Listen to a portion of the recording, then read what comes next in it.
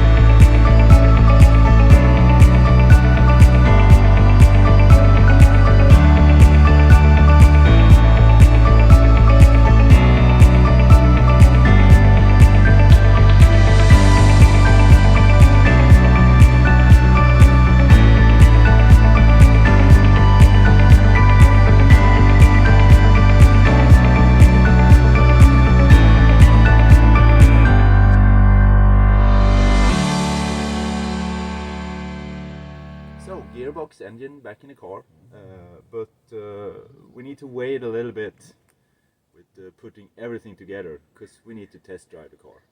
I don't know anything about the gearbox. Maybe I've just overhauled a piece of junk. I don't know. So to be able to test drive it, I only need the drive shafts. I only need fuel lines, hydraulic circuits, like something like that. The new clutch cable, and then we're gonna test drive the car, see if the gearbox is grinding or anything, misbehaving in any way, and if not, success. Gonna put everything together, drive the car, go buy some ice cream maybe. Yeah. So let's start the work. It's a sunny day. By now, I don't care about any Loctite or anything on the screws, cause they're gonna be loosened again. As you see, I don't even have the brake calipers in place. I just want it to work. I don't need any brakes for going down the driveway and back. So these are coming together. That one, you can't even film it and you can't reach it. That's a beautiful access down there. Not. Yeah.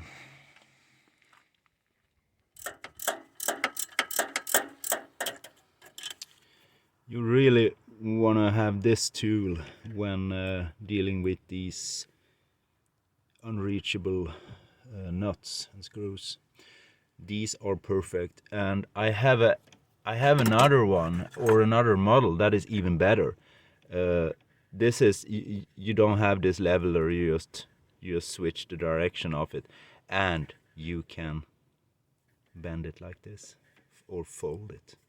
So these are golden on a Citroen GS, because you're gonna need them.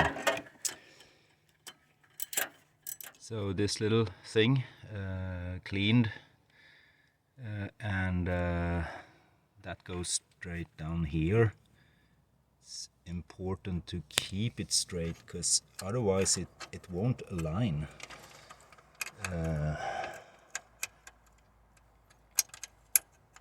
It's not always that easy to get it down in there. It has to be just straight, and with this thing over it, it always disturbs. But let's see if we can just get it down there. I think that's it. Yeah, a little bit more. There it is. So it aligns with the pin.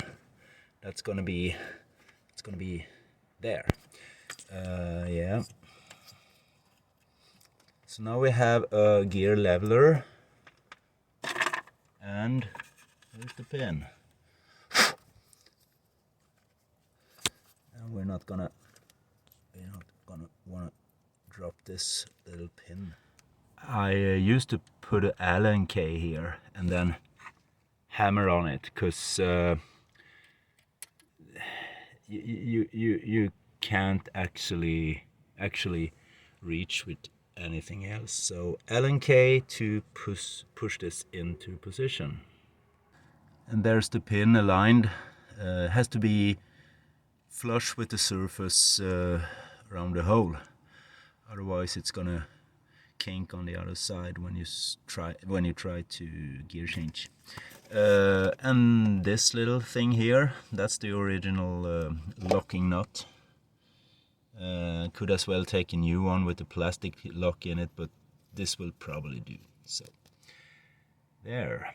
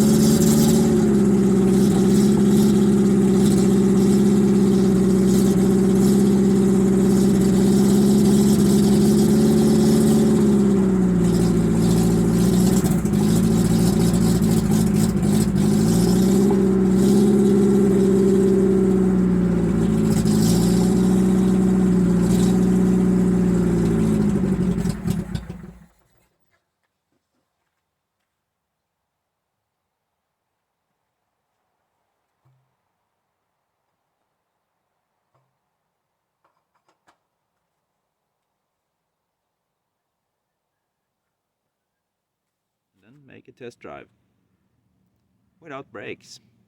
It's a little bit sloped down there.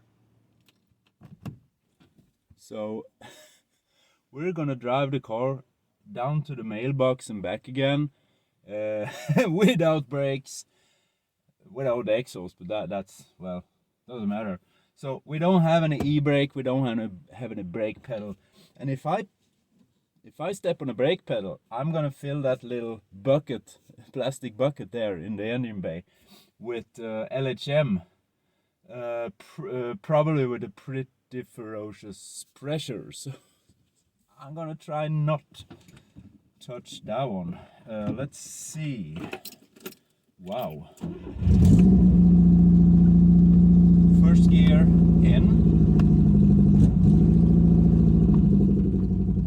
Clutch pedal feels a bit sloppy. Well, let's see.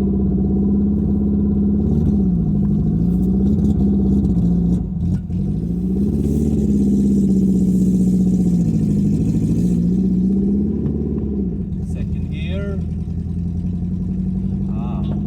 It is a bit. Oops. Yeah, and no brakes, so. First gear. Felt really good with first gear. Just fell in. And the gearbox is, of course, cold, and the oil is cold, so. Let's see.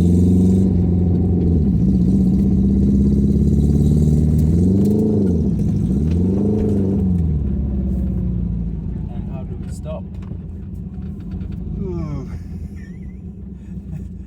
This wasn't that comfortable at all. I need to do a gear change down to reverse. Fell in pretty good. I want to do a gear change down from third to second.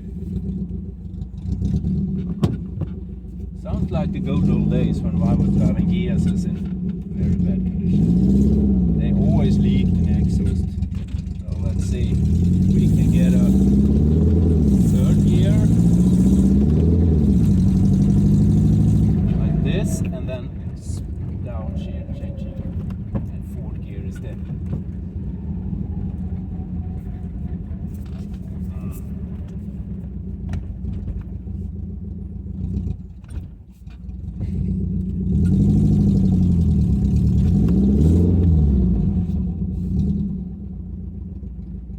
I can't feel anything strange with the gearbox.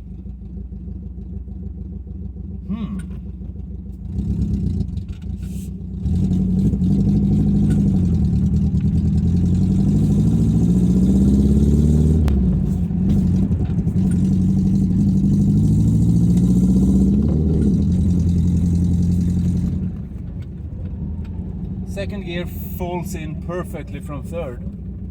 At least in this low speed. Oh, don't press the brake pedal, for God's sake. Well, I have no brake, so. Oh. Thank you. Should just park it the same position again.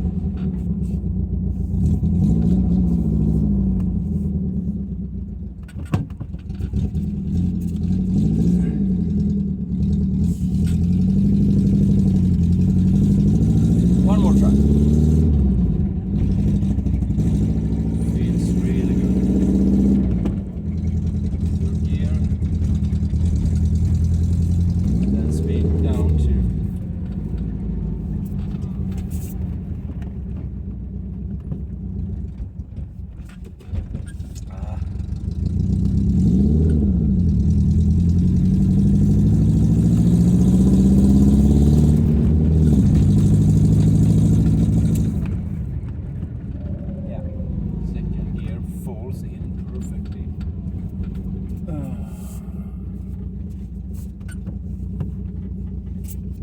Don't press the brake pedal. There's the battery underneath the car now.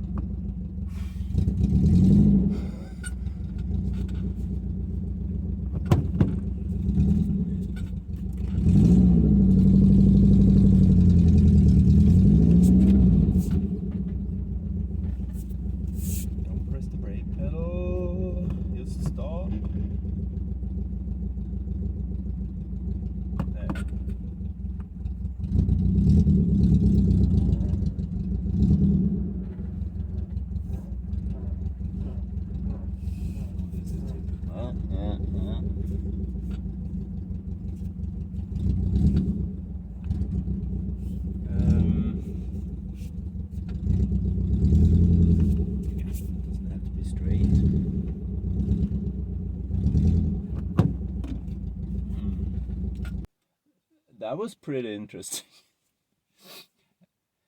The gearbox actually feels better than the old one. But it's so hard to say. It's so hard to tell after just this little. This was just to determine if there was something really bad with it. But third down to second just falls in. Even the first gear just falls in. So this was the first time in my life ever driving a car without brake calipers. Yeah, I'm crazy. Let's put the car together again.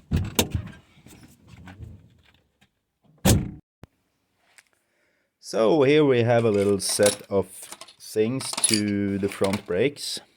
We have our little anti-rattle spring clip. We have our spring that is loading these two apart. Fits like something like that. And we have our e-brake pads. They're sitting like something like that. Yeah. So the goal now is to make these ones sit in the car, either using these used one, because they're pretty thick. It's okay. They will absolutely work. It's the same with these pads. They're not new, but they're thick enough. So let's run the car somewhere on these ones. Here's our little pin that is fitted there. These ones are sliding on that pin. And we have the anti-rattle little spring clips for the front brakes. Yeah, so let's put these ones in, and this little funny thing too. So I wanted to show how you put this little funny thing in there when the brake caliper is in situ, because it is very easy to just get it in like this without the brake disc or rotor sitting in the way. But when everything is back in the car and these are put back together, there is another method of doing it. You can't have the arms for the e-brake in place, because that's impossible. So hold it like this. Maybe, yeah. Hold it like this, because you want to have this splitted part pointing downwards. So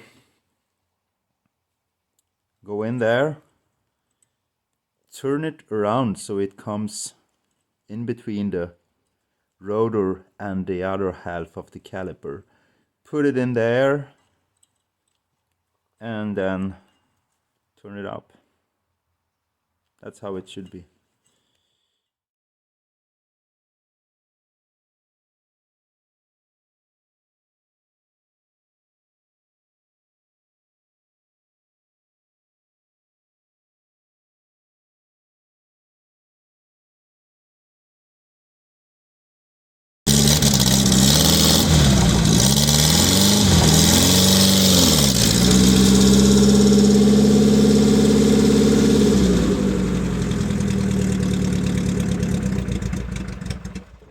Before we put this part of the exhaust back in the car, we gonna wanna clean it. You can see these deposits of burned gearbox oil. You can also see some leakage here.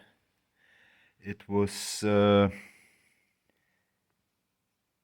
leaking the whole last summer, and it's been burnt on the surface of the pipe here. So I'm gonna want to make this really clean.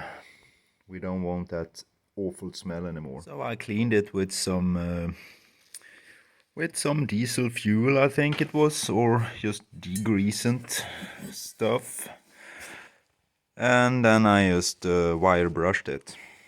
So this will do.